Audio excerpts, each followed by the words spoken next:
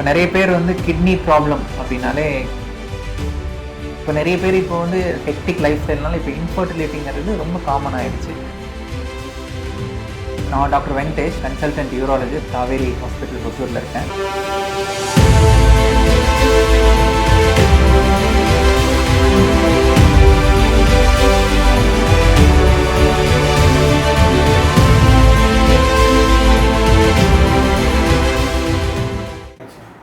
இன்னைக்கு நம்ம காவேரி ஹாஸ்பிட்டலில் முக்கியமான மருத்துவரை தான் இன்ட்ரோ எடுக்க வந்திருக்கோம். வணக்கம் சார், உங்களை பற்றின இன்ட்ரோ. ஓகே, அனைவருக்கும் வணக்கம். நான் வந்து doctor Venkatesh, senior consultant and head, department of urology, renal transplant, vascular access and robotic surgery, Kauvery hospital Hosur. So தமிழில் சொல்லணும்னா சிறுநீரக அறுவை சிகிச்சை, சிறுநீரக மாற்று அறுவை சிகிச்சை மற்றும் ரொபாட்டிக் அறுவை சிகிச்சை நிபுணர், காவேரி மருத்துவமனை ஒசூர். நான் இந்த காவேரியில் வந்து 2021 இப்போது 5 years கம்ப்ளீட் பண்ணியிருக்கேன். I mean stepping into 6th year into Kaveri Hosur. Sir, நீங்கள் இந்த ஃபீல்டை சூஸ் பண்ணுறதுக்கு என்ன காரணம் சார்? யூராலஜிங்கிறது வந்து இது வந்து ஒரு பெரிய வைட் ஸ்பெஷாலிட்டி, சிறுநீரக அறுவை சிகிச்சை துறை. ஸோ இதை ஒரு பர்சனல் கனெக்ட்னு பார்த்தீங்கன்னா, என்னோடய அப்பா வந்து he had lot of kidney stones இருந்தது. ஸோ சின்ன வயசில் நிறைய வாட்டி ரொம்ப கஷ்டப்பட்டுருக்காங்க, நிறைய வாட்டி ஹாஸ்பிட்டல்லாம் போயிருக்கிறாங்க. ஸோ ஒரு சின்ன இன்க்ளினேஷன் இருந்தது. பட் மெடிசன் எடுத்துகிட்டு அப்புறம் I always wanted to be a surgeon, அறுவை சிகிச்சை நிபுணராக இருக்கணுங்கிறது தான் விருப்பமாக இருந்தது. அதுக்கப்புறம் எனக்கு எம்சிஹெச் சூப்பர் ஸ்பெஷாலிட்டி பண்ணுங்கிறப்போ ஆப்வியஸாக I had lot of inclination in urology, சிறுநீரக அறுவை சிகிச்சை. ஸோ இது எல்லாமே ரொம்ப இன்ட்ரெஸ்டாக இருந்தது. So I chose to become an urologist. Sir, இந்த 6 yearsல எத்தனை பேஷண்ட்ஸ் வந்து நான் உங்களுக்கு கால் பண்ணி நான் ஹாப்பியாக இருக்கேன் சார் அப்படின்னு நீங்கள் பண்ண சர்ஜரியில் சொல்லியிருக்காங்க? இது எனக்கு மட்டும் இல்லை, இது பெரும்பாலும் எல்லா சர்ஜன்ஸுமே அவங்கவுங்க லைஃப் டைமில் இந்த மாதிரி ஃபேஸ் பண்ணியிருப்பாங்க. பட் ஐ ஹவ் நிறைய பேஷண்ட்ஸ் கால் பண்ணியிருக்கிறாங்க. ஸோ கால் பண்ணுறத விட நான் I have treated lot of ஒரே ஃபேமிலியில் அவங்க அம்மா அப்பா பசங்க அவங்க கிராண்ட் பேரண்ட்ஸ் அந்த மாதிரிலாம் அவங்க வந்து வெளியூர்லேருந்து வந்து கூட்டிகிட்டு வராங்க. ஸோ தட் ஷோஸ் நம்ம மேலே ஒரு ட்ரஸ்ட் இருக்குது. So they have believed in our self. So it is not just me, it is the whole effort by the whole hospital and our urology team. You are able to give a very good result. So it is not a one man show, it is a team event. But of course as a consultant we run the show. So நம்மளை தேடி வராங்க, but அதுக்கான முழு எஃபர்ட்ஸை வந்து நம்ம கொடுத்தோன்னா so I am very happy. Sir, மக்கள் எல்லாருக்குமே ஒரு பொதுவான டவுட்டு தான் இது, யூராலஜிஸ்ட்டுக்கும் நெப்ராலஜிஸ்ட்டுக்கும் என்ன வித்தியாசம்? இது ஒரு ரொம்ப பெர்டினன்டான கொஷின், ரொம்ப நல்ல கொஷின். இப்போ நிறைய பேர் வந்து கிட்னி ப்ராப்ளம் அப்படின்னாலே, கிட்னி சிறுநீரக பிரச்சனை அப்படின்னாலே அவங்க கன்ஃபியூஸ் ஆகிடுறாங்க. ஸோ ஆக்சுவலாக வந்து நெஃப்ராலஜிஸ்ட்டும் சரி யூராலஜிஸ்ட்டும் சரி, நாங்கள் 2 பேருமே கிட்னி ஸ்பெஷலிஸ்ட்டு தான். பட் 2க்குமே 2 பெரிய டிஃப்ரென்ஸ் இருக்குது. இப்போ யூராலஜிஸ்ட்டுங்கிறது நாங்கள் வந்து சிறுநீரக அறுவை சிகிச்சை நிபுணர் அப்படின்னு சொல்லுவாங்க. ஸோ ஒரு ஆப்ரேட் பண்ணி ஒரு ட்ரீட்மெண்ட் கொடுக்குறோம் அப்படிங்கிற ஸ்பெஷலைசேஷன் தான் urologist. Whereas on the other hand கிட்னியில் வந்து சர்ஜரி இல்லாமல் மெடிக்கல் ரிலேட்டட் டிசீசஸ்ன்னு சொல்லுவாங்க, நிறைய இருக்குது. கிரியாட்டினின் கொஞ்சம் கொஞ்சமாக கூடுது, உடம்புல உப்பு அளவுகள் கூடுதுன்னா இந்த மெடிக்கல் ரிலேட்டட் கிட்னி டிசீசஸை டீல் பண்ணுறவங்க நெஃப்ராலஜிஸ்ட். ஸோ 2 டிஃப்ரெண்ட் சப்ஸ்பெஷாலிட்டிஸ்னாலுமே we always work together. Sir, urology துறை வந்து என்னென்ன நோய்களை கையாளுது சார்? ஓகே, ஸோ நிறைய பேர் என்ன நினச்சிக்கிறாங்க, யூராலஜிஸ்ட்னா கிட்னி ஸ்பெஷலிஸ்ட்னா அவங்க வெறும் கிட்னி ஸ்டோன்ஸ் கல்லை மட்டும்தான் ஹேண்டில் பண்ணுறாங்க அப்படின்னு நினைக்கிறாங்க. ஆக்சுவலாக யூராலஜி வந்து ரொம்ப wide spectrum of speciality. Endo யூராலஜிங்கிறது ஒன்று இருக்குது. எண்டோ யூராலஜி தான் வந்து ஜென்ரல் யூராலஜி அப்படின்னு சொல்கிறோம். ஸோ அதில் வந்து ப்ரிடாமினெண்ட்டாக நம்ம வந்து கிட்னியில் வரக்கூடிய ஸ்டோன்ஸ், கிட்னிலேருந்து வரக்கூடிய யூரின் ட்ராக், கிட்னி யூரிட்டர், அங்கேருந்து வரக்கூடிய யூரின் பிளாடர், அங்கேருந்து வெளியே வரக்கூடிய பாதை யூரித்ரா அப்படின்னு சொல்கிறோம். ஸோ இந்த 4 உறுப்புகளை மெயினாக ஹேண்டில் பண்ணுறோம். அது மட்டும் இல்லாமல் we also deal with male sex organs. அவங்களுக்கு இந்த விதைப்பை, டெஸ்டஸ், அப்புறம் பீனஸ், அப்புறம் அக்சசரி செக்ஸ் ஆர்கன்ஸ்னு சொல்லுவாங்க, ப்ராஸ்டேட், செமினல் வெசிக்கல்ஸ், இதிலெல்லாம் வரக்கூடிய பிரச்சனைகளையும் யூராலஜிஸ்ட் ஹேண்டில் பண்ணுறோம். We also have other things. இப்போது பீடியாட்ரிக் யூராலஜி அப்படின்னு இருக்குது. பீடியாட்ரிக் யூராலஜினா பச்சிளம் குழந்தைங்களுக்கு வரக்கூடிய யூராலஜி சம்மந்தமான பிரச்சனைகள். கிட்னியிலேருந்து வரக்கூடிய பாதையில் யூரின் டியூப்பில் ஒரு சின்ன குழந்தைங்களுக்கு அடப்பு இருக்கும். இப்போலாம் ஆன்டினேட்டல் ஸ்கேன்ஸ், குழந்தை வந்து கருவில் இருக்கும்போதே மதருக்கு ஸ்கேன் பண்ணி நம்ம அதை கண்டுபிடிச்சிடும். ஸோ அந்த குழந்தைங்களுக்கு அந்த என்ன மாதிரி அடப்புகள் இருக்குது, அது என்ன மாதிரி பிரச்சனைங்கிறத எவாலுவேட் பண்ணுறது, அதுவே ஒரு பெரிய சப்ஸ்பெஷலைசேஷன் ஃபீல்ட். ஸோ இது வந்து பீடியாட்ரிக் யூராலஜி அப்படின்னு சொல்கிறோம், யூரோ கைனகாலஜி அப்படின்னு சொல்லுவாங்க. ஸோ அதில் ஒரு குறிப்பிட்ட சொல்லணும்னா, இப்போ ஃபார் எக்ஸாம்பிள் ஒரு 40-50 இயர்ஸ்க்கு மேலே பெண்களுக்குன்னு ஸ்பெஷலாக வந்து யூரின் போனால் அர்ஜென்ட்டாக வர்றது, இருமுனா தும்முனா யூரின் லீக் ஆகிறது அப்படின்னு சொல்லுவாங்க. அது வந்து ஸ்ட்ரெஸ் யூரினரி இன்கான்டினன்ஸ் அப்படின்னு சொல்லுவோம். ஸோ இதையுமே நாங்கள் ஸ்பெசிஃபிக்காக ஹேண்டில் பண்ணுறோம். ஸோ இவங்களுக்கு ஏன் அந்த மாதிரி நிறைய வாட்டி இந்த மாதிரி பேஷண்ட்ஸ் வந்து வெளியில் சொல்லிட்டு ரொம்ப தயங்கிட்டு யாரை பார்க்கணுன்னே தெரியாது. ஸோ இந்த இந்த வீடியோ மூலமாக அது வந்து ஒரு விழிப்புணர்வாகவே சொல்ல விரும்புகிறேன். ஸோ இந்த மாதிரி ஒரு சங்கடப்பட்டுட்டு யூரின் போனால் வெளியில் போனால் லீக் ஆகிடுது அப்படின்னு நிறைய பேர் அவங்க சோஷியல் லைஃபே ரொம்ப குறுக்கிடுறாங்க, வீட்டுக்குள்ளேயே இருந்துக்கிறாங்க. ஸோ இதெல்லாம் நீங்கள் சரியான டைமில் ஒரு யூராலஜிஸ்ட்டை பார்த்தீங்கன்னா அது என்னங்கிறத கண்டுபிடிச்சி அதுக்கான சொல்யூஷன்ஸையும் ட்ரீட் பண்ணி டெஃபினட்டாக நம்மளால் கொடுக்க முடியும். ஸோ இது வந்து யூரோ கைனகாலஜிங்கிற ஒரு செக்ஷன் இருக்குது. ஸோ அது போக இன்னொரு ஆண்ட்ராலஜி அண்ட் மென்ஸ் ஹெல்த்துங்கிற ஒரு சப்ஸ்பெஷலைசேஷன், உங்களுக்கான மலட்டுத்தன்மை. இப்போ நிறைய பேர் இப்போ வந்து because of the lifestyle modernisation, அப்புறம் நிறைய ஹெக்டிக் லைஃப் ஸ்டைல்னால இப்போ இன்ஃபர்டிலிட்டிங்கிறது ரொம்ப காமன் ஆகிடுச்சு. அதே மாதிரி ஆண்களுக்கு வரக்கூடிய செக்ஸ் சம்மந்தமான பிரச்சனைகளுக்கும் யூராலஜிஸ்ட் தான் கரெக்டான ideal person to handle them. Latest advancements என்னென்னு பார்த்தீங்கன்னா ரொபாட்டிக் யூராலஜி. எல்லா அறுவை சிகிச்சைகளும் நம்ம ஓப்பன் ஆப்ரேஷனை தான் பண்ணிட்டு இருந்தோம். பட் இப்போ இதனுடைய லேட்டஸ்ட் அட்வான்ஸ்மெண்ட் தான் robotic assisted laparoscopic surgery. So இப்போ யூஎஸில் போனால் கூட what is the best treatment available, அதை நம்ம பேஷண்ட்ஸ்க்கு நம்ம ஊர்லேயே நம்மளால் கொடுக்க முடியுங்கிறத நம்ம சொல்கிறோம். அண்ட் ஃபைனலி த செரி ஆன் த டாப், ஸோ யூராலஜிஸ்டோட ஒரு தனி க்ரௌன் அல்லது மகுடம் அப்படின்னு சொல்லலாம்னா ரீனல் டிரான்ஸ்பிளான்ட். ஸோ கிட்னி மாற்று அறுவை சிகிச்சை. கிட்னி டிரான்ஸ்பிளான்ட்மே 2 வகைகள் இருக்குது. ஒன்று வந்து லைவ் ரிலேட்டட் டோனர் டிரான்ஸ்பிளான்ட், இன்னொன்று வந்து டிசீஸ்டு டோனர் அப்படிம்பாங்க. ஸோ 2மே நம்ம பண்ணிகிட்ருக்கோம். ஸோ பார்த்திங்கன்னா யூராலஜிஸ்ட்னால் வெறும் கல் மட்டும் பார்க்குற டாக்டர்ஸ் கிடையாது. We do deal with lot of other sub ஸ்பெஷாலிட்டிஸ்ங்கிறது தான் இங்கே நான் சொல்ல வரேன். சார், கிட்னி ஸ்டோன் வர்றதுக்கு என்னென்ன அறிகுறிகள்லாம் நம்மளுக்கு தெரியும் சார்? ஓகே, ஸோ இது ரொம்ப காமனான நிறைய பேஷண்ட்ஸ் கேட்குற கொஷின் தான். இந்த இடத்துல ஒரு சின்ன கிளாரிஃபிகேஷன் கொடுக்க விரும்புகிறேன். கிட்னிலேருந்து ஸ்டோன்ஸ் உருவாகி அந்த ட்ராக்கில் வந்து இறங்கி அடைச்சா தான் அப்போ தான் உங்களுக்கு பெயின்ங்கிறது ஆரம்பிக்கும். இப்போ நீங்களே கூட உங்கள் ஃப்ரெண்ட்ஸ் சர்க்கிளில் கூட நிறைய பேர்த்த பார்த்துருக்கலாம். பார்த்தீங்கன்னா ஆல் ஆஃப் அ சடன் ரொம்ப அப்ரப்டாக ஒரு பேக் பெயின், அந்த பெயின் அவங்களால டாலரேட்டே பண்ண முடியாது. அங்கேருந்து பின்னாடி இருந்து அப்படி முன்னாடி யூரின் போகிற தார வரைக்கும் பெயின் இருக்குதுன்னு சொல்லிட்டு வருவாங்க. சில சமயம் ரொம்ப அதீதமான வாமிட்டிங், யூரின் போனால் எரிச்சல், நார்மல் டைமை விட யூரின் அடிக்கடி வாஷ்ரூம் போகிறது, யூரின் எம்டி பண்ணுறது, சம்டைம்ஸ் யூரினில் ரத்தம் கலந்து போகிறது, இது எல்லாமே காமனாக வரக்கூடிய symptoms. So there is a multiple varied spectrum of symptoms. அதுதான் இந்த மாதிரி தொந்தரவுகள் இருந்தால் நீங்கள் கன்சர்ன் ஸ்பெஷலிஸ்ட்டை பார்த்துட்டிங்கன்னா we know what to look into it. Sir, நம்மளுடைய உடலில் என்ன மாதிரியான பாதிப்புகளை இது ஏற்படுத்துது சார்? இன்னொரு விதமாக நான் உங்களுக்கு இன்டர்பிரேட் பண்ணி சொல்கிறேன். இப்போ நிறைய பேஷண்ட்ஸ் நான் பார்க்குறேன், ஒரு ஸ்கேன் பண்ணேன் சார், எனக்கு வந்து ஒரு 10 mm ஸ்டோன் கிட்னியில் ஒரு கல் இருக்குதுன்னு சொல்லி வராங்க அப்படின்னு நிறைய பேர் வருவாங்க. ஆனால் எனக்கு எந்த சிம்டம்ஸுமே இல்லை சார் அப்படின்ட்டு அந்த மாதிரி ஒரு சப்செட் ஆஃப் பேஷண்ட்ஸ் பார்க்குறோம். ஸோ எல்லா ஸ்டோன்ஸையும் எல்லா டைமும் நம்ம ட்ரீட் பண்ணணும்னு அவசியம் கிடையாது. அது ஸ்டோன் எந்த இடத்துல இருக்குது, என்ன லொக்கேஷனில் இருக்குது, அந்த ஸ்டோனால் பாதிப்பு இருக்கா, கிட்னியில் பாதிப்பு இருக்காங்கிற ஃபேக்டர்ஸ் வச்சு தான் நம்ம டிசைட் பண்ணுறோம். சில சமயம் ஒரு சின்ன ஸ்டோன் தான், பட் சரியான டைமில் நம்ம அதை டயக்னோஸ் பண்ணாமல் யூரோசெப்சிஸ் அப்படின்னு சொல்லுவாங்க, ரொம்ப சிவியராக இன்ஃபெக்ஷன் ஆகி பிளட் ஸ்ட்ரீம்க்கெலாம் பரவி பிபிலாம் ட்ராப் ஆகி கூட நம்ம நிறைய பேஷண்ட்ஸை பார்த்துருக்கோம். ஸோ சரியான டைமில் ட்ரீட் பண்ணலைன்னா ஒரு கிட்னி வந்து கிட்னி பாதிப்பு உண்டு பண்ணலாம், அக்யூட் கிட்னி இன்ஜுரின்னு சொல்லுவாங்க. ஒரு சின்ன stone can even lead to a நான் ஃபங்க்ஷனிங் கிட்னி அப்படின்னு சொல்லுவாங்க. ஒரு பக்கம் கிட்னியே செயல்பாடு இருக்கிறதுக்கும் வாய்ப்புகள் இருக்குது. சரி, இப்போ ஸ்டோன் வந்துருச்சு அப்படின்னா உடனே அதை சரி பண்ணுறதுக்கான ட்ரீட்மெண்ட் என்ன சார்? இப்போ ஸ்டோன்ஸ்ன்னு வந்துச்சுன்னா நம்ம அதுக்கு நிறைய ஃபஸ்ட்டு கொஞ்சம் பேசிக் இன்வெஸ்டிகேஷன்ஸ் பண்ணணும். அதில் வந்து ஸ்டோன் எங்கே இருக்குது, அதோட சைஸ் என்ன, லொக்கேஷன் ஆஃப் த ஸ்டோன், அந்த ஸ்டோனால் கிட்னியில் என்ன விதமான பாதிப்புகள் இருக்குங்கிறத நம்ம அசஸ் பண்ண முடியும். ஃபர்ஸ்ட் ஆஃப் ஆல் எல்லா ஸ்டோனுக்கும் நம்ம வந்து ஆப்ரேட் பண்ணி க்யூர் ட்ரீட் பண்ணுங்கிற அவசியம் கிடையாது.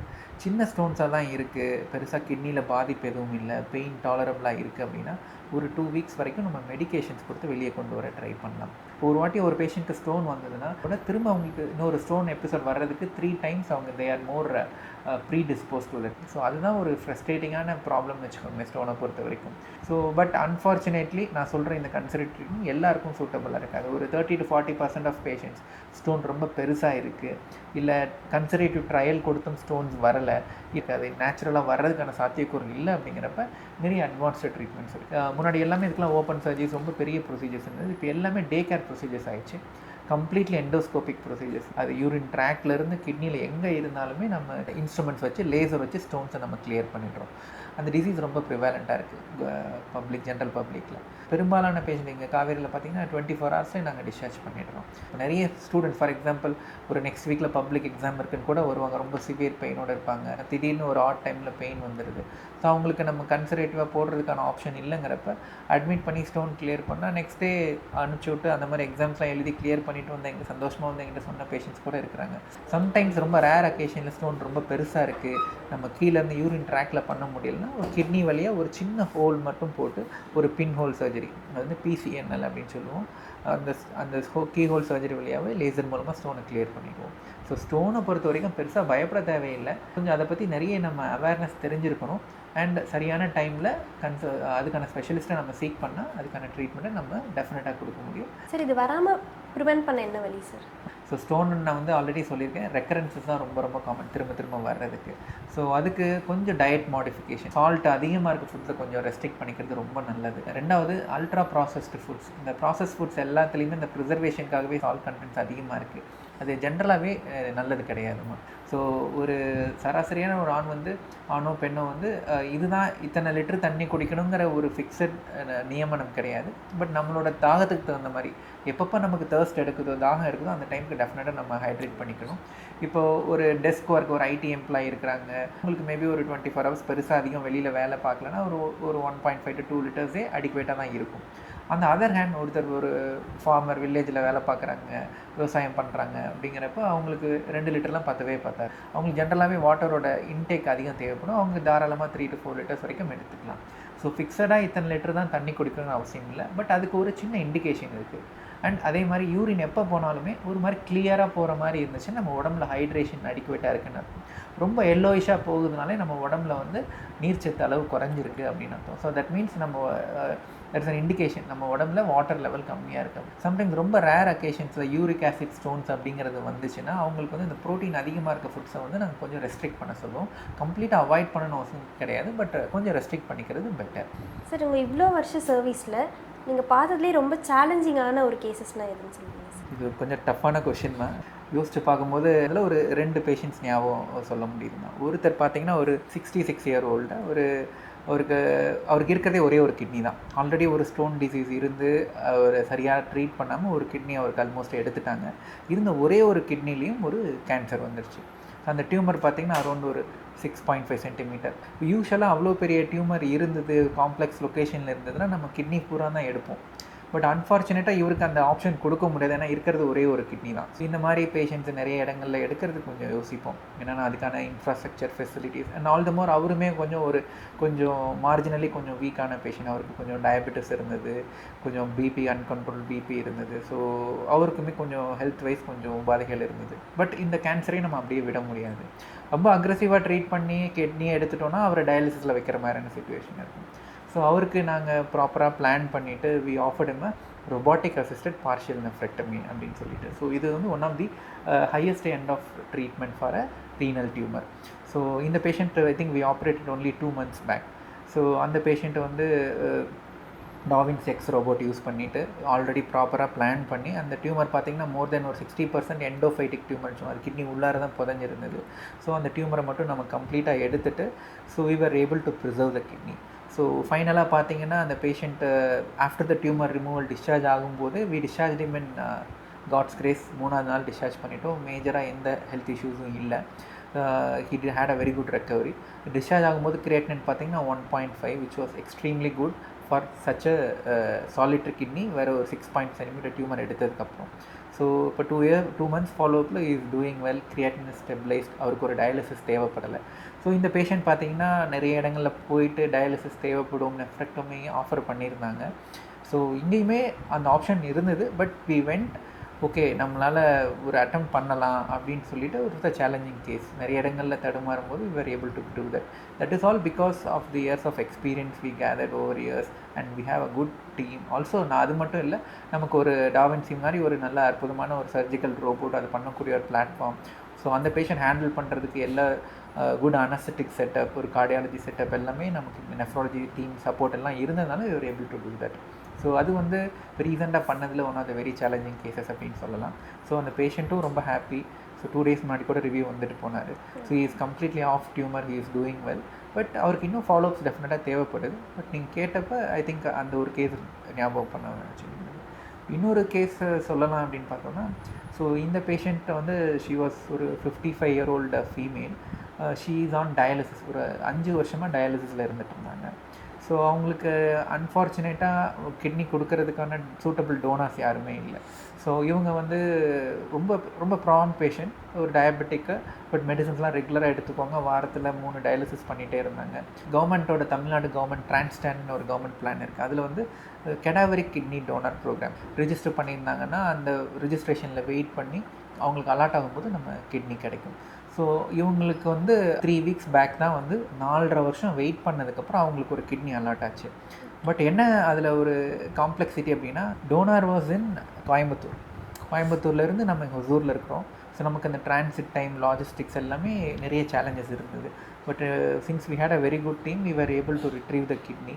ஸோ அந்த கிட்னியை எடுத்து அங்கேருந்து வர டிரான்சிட் டைம்லாம் பார்க்கும்போது ஆல்மோஸ்ட் ஒரு 10 to 12 hours வந்து அந்த கிட்னி ஐஸ் பாக்ஸில் தான் வச்சுருக்கோம். ஸோ இந்த மாதிரி ஒரு கடாவரி கிட்னி டிரான்ஸ்பிளான்ட் வந்து பண்ணும்போது அதனுடைய ரெக்கவரி வந்து கொஞ்சம் எவ்வளோ ஷார்ட் டைமில் இருக்கோ அந்த அளவுக்கு நம்ம பெட்டர் ரிசல்ட்ஸ் கொடுக்க முடியும். பட் இவ்வளோ டைம் லிமிட்ஸ் இருந்தாலுமே we took a challenge and we operated, transplant பண்ணினோம். ஸோ இனிஷியலாக லைக் ஃபஸ்ட்டு ஒரு 1 week to 10 days அவங்களுக்கு ஒரு டயாலிசிஸ் சப்போர்ட் தேவைப்பட்டது. ஸோ பட் காட்ஸ் கிரேஸ் இப்போது நேற்று வந்துட்டு போகிறாங்க, இந்த creatinine is now 1.4, almost normal ஆகிடுச்சு. ஸோ கிட்டத்தட்ட ஒரு 5 வருஷமாக டயாலிசிஸில் கஷ்டப்பட்டு இருந்த ஒரு மதர் இப்போது லாஸ்ட் ஒரு 2 வீக்ஸாக டயாலிசிஸ் இல்லாமல் இருக்கிறாங்க. ஸோ ரொம்ப சந்தோஷமாக வந்து சொல்லிட்டு போனாங்க. So we were also happy. So அது கொஞ்சம் டெக்னிக்கலி கொஞ்சம் சேலஞ்சிங் சர்ஜரியாகவும் இருந்தது. ஏன்னா அது ரொம்ப தூரத்துலேருந்து வந்தது, ரொம்ப ஆட் டைமில் நைட் டைமில் பண்ணோம். பட் ஸ்டில் அவ்வளோ எஃபர்ட்ஸ் எடுத்தாலும் அவ்வளோ கஷ்டப்பட்டாலும் இப்போ பேஷண்ட் வந்து ஹாப்பியாக சொல்லிட்டு போகும்போது அது எங்கள் எல்லாருக்குமே வந்து ஒரு உத்வேகத்தை கொடுக்குது. And we are happy for them as well. So and I should also thank ஒரு நல்ல supportive family, understanding family and team இருந்தனால தான் நம்ம அதை அப்ஃப்ரண்ட்டாக அவங்களுக்கு அந்த ஆஃபர் பண்ண முடியும். சார், ஆஃப்டர் மேரேஜ் குழந்தைகள் இல்லாத தம்பதிகள் வந்து எந்த கரெக்டான நேரத்தில் யூராலஜிஸ்ட்டை கன்சல்ட் பண்ணுவோம்? நிறைய கப்புள்ஸ் பார்க்குறோம். ஸோ இப்போ இன்ஃபர்டிலிட்டி, குழந்தையின்மைங்கிறது ரொம்ப காமன் ஆகிடுச்சு. ஸோ ஒரு 20 இயர்ஸ்க்கு முன்னாடி இருந்ததை விட because of the change in work style, அவங்களோட ஸ்லீப் பேட்டர்ன் டிஸ்டர்ப் ஆகுது, டயட்ஸ் எல்லாம் வெஸ்டர்னைஸ் ஆகிடுச்சு. ஸோ ஜென்ரலாகவே ஓவர் பீரியட் ஆஃப் இயர்ஸ் வந்து அந்த ஃபர்டிலிட்டி பொட்டென்ஷியலுமே ஹியூமன் எவல்யூஷனில் கம்மியாகிட்டு தான் வருது. ஸோ இந்த மாதிரி குழந்தையின்மைங்கிறது வந்து இன்ஃபர்டிலிட்டி அப்படின்னு சொல்கிறோம். ஸோ இது வந்து ரொம்ப காமனாக வந்துட்டு தான் இருக்குது. ஸோ யூஸ்வலாக இன்ஃபர்டிலிட்டி பை டெஃபினிஷன் என்ன அப்படின்னா, ஒரு கப்பிள் மேரேஜ் ஆகிட்டு ஒரு ப்ராப்பரான செக்ஷுவல் லைஃப்பில் ஈடுபட்டு 1 year ஆகியும் அவங்களால கன்சீவ் ஆகலை அப்படின்னா then that is the right time for them to ஒரு கன்சல்ட்டை யூராலஜிஸ்ட் ஃபார் அ மேல் ஃபேக்டர். அதே மாதிரி ஃபீமேல்ஸ் வந்து ஒரு கைனகாலஜிஸ்ட்டை டெஃபினட்டாக கன்சல்ட் பண்ணுவோம். சார், இந்த டே டு டே லைஃப்பில் நிறைய ஜங்க் ஃபுட்ஸ் தான் எல்லோரும் சாப்பிட்றோம். இந்த ஜங்க் ஃபுட்ஸு அப்புறம் அதே மாதிரி சாஃப்ட் ட்ரிங்க்ஸ்னு சொல்கிறாங்க. ஸோ இதெல்லாம் வந்து கிட்னியை எப்படி பாதிக்குது சார்? ரெண்டுமே, both carbonated drinks and junk foods, இது எல்லாத்துலேயுமே வந்து ஃபார் த டேஸ்ட்டுக்காக ரொம்ப சால்ட் கண்டென்ட், சோடியம் கண்டென்ட் ரொம்ப அதிகமாக இருக்கும். ஸோ அதே மாதிரி நிறைய ப்ரிசர்வேட்டிவ்ஸ் போட்டிருப்பாங்க. அதே மாதிரி இந்த கார்பனேட்டட் ட்ரிங்க்ஸ் எல்லாமே சுகரி கண்டென்ட்ஸ். ஸோ எல்லாமே சுகர் ஸ்பைக்ஸை ஜாஸ்தி பண்ணும். ஸோ இது ரெண்டுமே டைரெக்டாக ஸ்டோன் ப்ரெசிபிடேஷன், ஸ்டோன் உற்பத்தி ஆகிறதுக்கான சான்சஸை அதிகப்படுத்துது. அண்ட் ஆல் த மோர் இந்த சால்ட் அதிகமாக இருக்கிறதுனால ஸோ ஹைப்பர் டென்ஷன் வர்றதுக்கான வாய்ப்புகள், ஹைப்பர் டென்ஷன்னா பிபி அதிகம், ப்ரெஷர் அதிகமாக இருக்கிற வாய்ப்புகள் இருக்குது. பிபி அதிகமாகிறதுனால அது பின்னாடி கிட்னியை வந்து டெட்ரிமெண்டலாக ஒரு க்ரானிக்காக கிட்னியை பாதிக்கிறதுக்கான வாய்ப்புகள் டெஃபினட்டாக இருக்குது. சரிங்களா? ஸோ இன் ஜென்ரல் நான் புதுசாக சொல்லலை, எனக்கு முன்னாடி நிறைய பேர் சொல்லியிருப்பாங்க, இனியும் சொல்லுவாங்க, ஜங்க் ஃபுட்ஸையும் சாஃப்ட் ட்ரிங்க்ஸையும் டெஃபினட்டாக அவாய்ட் பண்ணுறது நல்லது. அண்ட் உங்களால் முடியலன்னா at least keep it in moderation, ரொம்ப மினிமலாக இருந்துக்கிறது நல்லது. சார், ரொபோட்டிக் சர்ஜரி யூராலஜியில் எந்த மாதிரி ஒர்க் ஆகுது? Okay ma'am. So robotic surgery பற்றி கேட்டிங்க இல்லையா? ஸோ இப்போது எல்லாமே அந்த பஸ் வேர்டு இன் சர்ஜரி பார்த்திங்கன்னா ரொபாட்டிக், எதுனாலுமே ரொபாட்டிக் சர்ஜரி அப்படின்னு சொல்கிறாங்க. ரொபாட்டிக் சர்ஜரிங்கிறது அது வந்து ஒரு ரோபோட் போய் ஆப்ரேட் பண்ண போகிறது கிடையாதுமா. தட் இஸ் ஒரு டூல் தான். அதை ஆப்ரேட் பண்ணுறது பார்த்திங்கன்னா சர்ஜன்ஸ் தான், நாங்கள் தான் ஆப்ரேட் பண்ணுறோம். பட் அது எப்படி இருக்குன்னா, அது வந்து ஒரு இப்போ முன்னாடி லேப்ராஸ்கோப்பிக்னா ஒவ்வொரு உடம்புல 4 கீஹோல் சர்ஜரி மாதிரி போட்டுட்டு ஒவ்வொரு இடத்துலையும் வந்து ஒரு இன்ஸ்ட்ருமெண்ட் வச்சு நம்ம ஆப்ரேட் பண்ணிகிட்டு இருந்தோம். அப்போ அதெல்லாம் தனியாக பண்ணிகிட்டு இருந்தது இப்போது வந்து ஒரு மோட்டரைஸ்டு ஆர்ம்ஸ்ன்னு சொல்லுவாங்க. அது எல்லாமே சேர்த்து ஒரு கன்சோலில் இருக்கும். ஸோ அது வந்து அந்த சிஸ்டம் பேர் தான் ரொபாட்டிக் சிஸ்டம். ஸோ அதை வந்து நம்ம வந்து ஒரு வீடியோ கேம் மாதிரி தான் வச்சுக்கோங்களேன். ஸோ எல்லா கண்ட்ரோலும் சர்ஜன் கிட்ட தான் இருக்கும். அந்த ஆர்ம்ஸை உள்ளே டாக் பண்ணிவிடுவோம். நம்ம என்ன சொல்கிறோமோ அதை அப்படியே துல்லியமாக உள்ளே ரிஃப்ளெக்ட் ஆகும். ஸோ இது வந்து லேப்ராஸ்கோப்பியோட இன்னொரு அட்வான்ஸ்டு வெர்ஷன். ஸோ என்ன மாதிரி இருக்குன்னா, உங்களுக்கு மெக்னிஃபிகேஷன் ரொம்ப அதிகமாக இருக்கும். ஸோ ஒரு 10-fold ஒரு ஆர்கனை வந்து நம்ம 10 மடங்கு ரொம்ப க்ளோஸாக பார்க்க முடியும். அப்படி ரொம்ப க்ளோஸாக பார்க்கும்போது ஆப்வியஸாக நம்ம ரொம்ப ப்ரிசைஸாக ஆப்ரேட் பண்ண முடியும். ஒன்று. ரெண்டாவது சம்டைம்ஸ் இந்த ஒரு deep areas, deep pelvic area சொல்லுவாங்க. இப்போ நம்ம இடுப்பெலும்புக்கு கீழே இருக்குது அப்படின்னு வச்சுக்கோங்களேன். அந்த மாதிரி சர்ஜரிஸ் வந்து நம்ம ஓப்பன் சர்ஜரிலையும் டிஃபிகல்ட்டாக இருக்கும், லாப்ராஸ்கோபிக் சர்ஜரிலையும் டிஃபிகல்ட்டாக இருக்கும். இந்த டிஃபிகல்ட் ஏரியாஸை வந்து ரொபாட்டிக் சர்ஜரி மூலமாக நம்ம ஈஸியாக ஆக்சஸ் பண்ண முடியும். ஏன்னா வந்து அந்த கருவிகள்லாம் ரொம்ப லாங்காக இருக்கிறதுனால நம்ம வந்து உட்காந்த இடத்துலேருந்தே ரொம்ப கம்ஃபர்டபுளாக பண்ண முடியும். அண்ட் அந்த ட்ரெமர்ஸ்ன்னு சொல்லுவாங்க. இப்போ ரொம்ப டீப் ப்ரொசீஜர்ஸ் பண்ணும்போது ஒரு ஃபெட்டிக், ரொம்ப லாங் சர்ஜரி பண்ணும்போது நம்ம கையெல்லாம் ஃபெட்டிக் ஆகலாம், அந்த ட்ரெமர்ஸ் வரலாம். அதெல்லாமே இந்த ரொபாட்டிக் சர்ஜரியில் நம்ம அவாய்ட் பண்ண முடியுது. அண்ட் இப்போ அதில் நீங்கள் சொல்லுங்கள் ஏஐ ஆக்மெண்டேஷன் சொல்கிறாங்களா, அந்த மாதிரி ரொபாட்டிக் சர்ஜரிலேயே நம்ம இப்போ இமேஜஸை நம்ம அப்லோட் பண்ணிக்க முடியும். அதில் அல்ட்ராசவுண்ட் கைடன்ஸ் இருக்குது. ஸோ அது எல்லாமே இன்னும் வந்து நமக்கு ப்ரிசைஸாக ஒரு சர்ஜனுக்கு ஹெல்ப் பண்ண ஆரம்பிக்கும். ஸோ ரோபாட் வந்து அது என்றைக்குமே இண்டிபெண்ட்டாக பண்ண போகிறது கிடையாது. It is always a master and slave system அப்படின்னு தான் சொல்கிறாங்க. அதில் மாஸ்டர் யாருன்னா சர்ஜன்ஸ் தான். நம்ம இது பண்ணுறத அதை அப்படியே ரெப்ளிகேட் பண்ணும். அதே மாதிரி நம்ம சொல்கிறத வந்து அது பர்ஃபெக்டாக பண்ணுமே ஒழிய அதுவாக எந்த டெசிஷனும் எடுக்காது. So robotic surgery is a very safe surgery. But எந்தெந்த கேஸுக்கு கரெக்டாக யூஸ் பண்ணுங்கிறத பொறுத்து இருக்குது. ரொம்ப காமனாக பண்ணக்கூடிய ப்ரொசீஜர்ஸ்க்கு ரொபாட்டிக் சர்ஜரியில் எந்த பெரிய அட்வான்டேஜஸும் கிடையாது. பட் நீங்கள் கேட்டிங்க இல்லையா யூராலஜியில் ரொபாட்டிக் சர்ஜரி அப்படின்ட்டு.